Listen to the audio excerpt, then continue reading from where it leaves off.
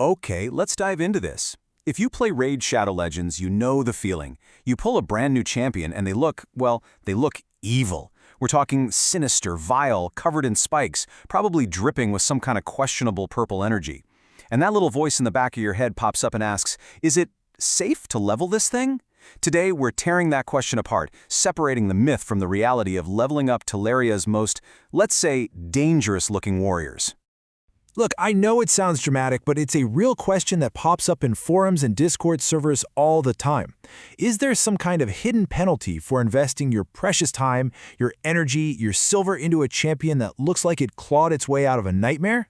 Are you basically tempting fate, or worse, the game's RNG, by, embracing the darkness? Well, we're about to get to the bottom of it. And this is exactly what we're talking about. I mean, just look at this champion. The glowing eyes, the ragged clothes, the spooky graveyard background. You gotta hand it to the art department. They nailed the vibe. This character screams power, but it also kind of screams, I will probably curse your account. It's this exact aesthetic that makes you stop and think, do I really want to make this guy a core part of my team?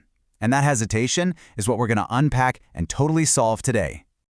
Right, so before we can even start busting myths, we have to lay down some groundwork on how the game actually works. Because underneath all the amazing art and the cool stories, Raid is a game of numbers. It's all about systems. And these systems, these rules of power, they're completely universal. They apply to every single champion, from the shiniest paladin to the gnarliest demon spawn. Okay, the most fundamental thing to get is this. When a champion levels up, their stats go up. Simple as that. This is the absolute bedrock of how you get stronger in Raid. Whether you're force-feeding them XP brews or dragging them through the campaign 1,000 times, the game's code is just saying, okay, XP threshold met at X to HP, Y to attack, and Z to defense. The game doesn't check their faction, it doesn't read their name, and it definitely doesn't count how many skulls are on their armor. It is pure, unbiased math. And that leads right into the next step, ranking up. This is where you get those massive power spikes. You take a 5-star champ, you feed them 5 other 5-star champs or chickens, and bam, they're a 6-star with a much higher level cap. But here's the thing, that sacrifice system is totally impersonal. The tavern doesn't care if you're ranking up a noble high elf or a grotesque orc. The cost is the same, the power boost is the same, the system is completely blind to good and evil. And this quote right here, it just perfectly nails the core truth. It says it all. The game's engine, the literal code that runs the world of Teleria, is the great equalizer. It makes sure that getting stronger is a fair, consistent process for every single character. A terrifying demon and a noble knight. If they're both legendary attack champs, they gain power under the exact same rules. No secret penalties, no hidden handicaps. Period. So, if the game mechanics are totally universal, where on earth does this fear come from? This is where we have to shift gears, away from the game's code and into, well, human psychology. We're about to go head-to-head with the myths, those feelings of bad luck, and all the player superstitions that give these vile champions their scary reputation. All right, let's just rip the Band-Aid off and answer the big question directly. Is there any actual danger? The answer is a huge, resounding no. First off, there are absolutely no mechanical penalties. The game is not going to start giving you worse gear drops because you leveled up a demon. Second, your account safety is guaranteed. Plarium isn't going to ban you for liking villains. The whole danger thing is purely thematic. It only exists in the story and the art, and all of that has zero impact on game mechanics. None. This slide just breaks down the two types of players perfectly. On one side, you've got the superstitious player. And hey, these feelings are totally valid. If a character model is genuinely creepy, it can make you feel a little uneasy. You might even start connecting a string of bad shard pulls with using that champion. It's a classic psychological bias, but it can feel incredibly real. Then on the other side, you've got the strategic embracer. This player sees that same creepy model and thinks, wow, the art on this is incredible, or heck yeah, I love a good antihero. They get a kick out of using these off-the-wall champs and making them work. Neither way of thinking is wrong, but only one of them lines up with how the game's mechanics actually function. Okay, so we've proven there are no curses, no bad juju, no secret penalties. But that doesn't mean there's no risk at all. And this right here is the major pivot of this whole explainer. We're done debunking myths, and now we're getting into hardcore strategy. Because the risk is very real, it's just not what you think it is. And this slide gets us to the absolute heart of the matter. The single most dangerous thing you can do in Raid has nothing to do with demons. It's wasting your resources. Every drop of energy, every silver coin, every XP brew you have is a limited resource. Taking any champion to level 60 is a massive, massive investment. So the real danger is pouring all of that into a champion that doesn't actually help your account get better, regardless of whether they look like an angel or a monster. Now, to make this really concrete, let's look at a few examples. We'll start with our poster boy from the beginning, Corvus the Corruptor. His design is super intimidating. His name is literally the Corruptor. A superstitious player would just leave him in the vault forever. But now let's think about another one, maybe Krutraxa from the Demon Spawn.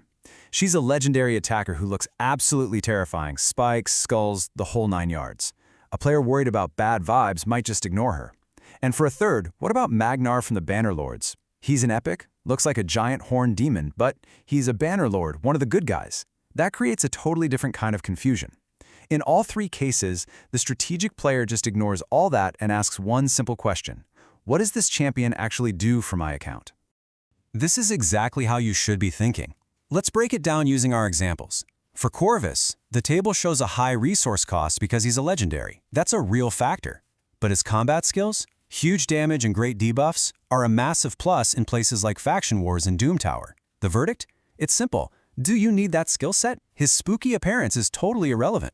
Now, let's apply that same logic to Krutraxa. High resource cost? Check. She's a legendary. But her combat ability is elite single-target nuking with block revive. Her main job? Wrecking teams in the arena. So the strategic call is your arena team getting stonewalled by revive champions? If yes, she's a top-tier investment. If no, maybe she can wait. And finally, Magnar. As an epic, his resource cost is way lower. That's a huge plus. His whole deal is doing insane AoE damage based on his massive HP pool. His use cases are all over the place. Arena, dungeons, Doom Tower waves, he's a beast. So for him, the verdict is almost always, if you need a tanky damage dealer, build him. See? In all 3 cases, the decision is 100% strategic, never superstitious. So now we know how to evaluate a champion. Let's talk about the best way to actually level them. This last section is all about best practices that apply to everyone. It doesn't matter if you've decided to build Corvus the Corruptor or a Paragon from the High Elves. These are the universal rules for doing it the smart way, without wasting a thing. These 4 tips are basically the gospel of leveling efficiently. First, farm campaign stage 12-3 on Brutal. Why that specific one? Because the shields that drop there sell for the most silver, which helps pay for your energy. It's the gold standard. Second, pre-level your food champions. This is the secret sauce we'll talk about in a second. Third, which comes from the last point, never feed level 1 food directly. It is the single biggest waste of potential in the game. And finally, be a miser with your XP brews. Hoard them. Don't just pop them for a daily quest. Save them for when they matter most, like pushing a champion over the finish line during a tight fusion event. And if you're a visual person, this chart tells you everything you need to know.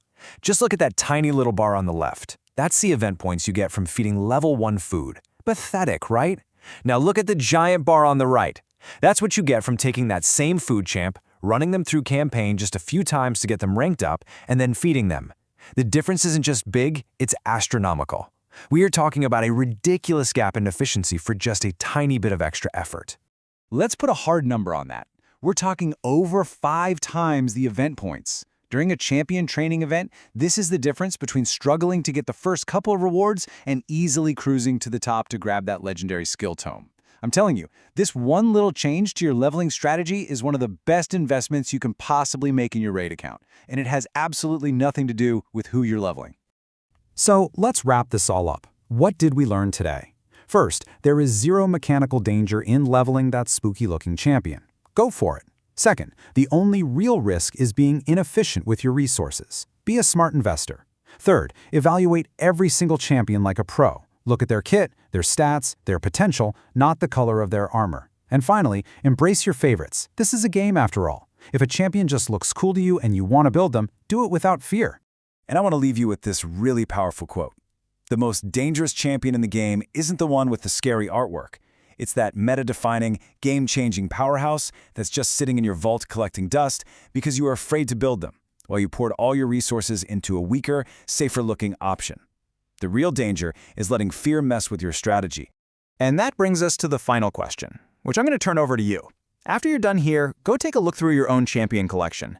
Which powerful, intimidating, so-called dangerous champion has just been sitting on the bench?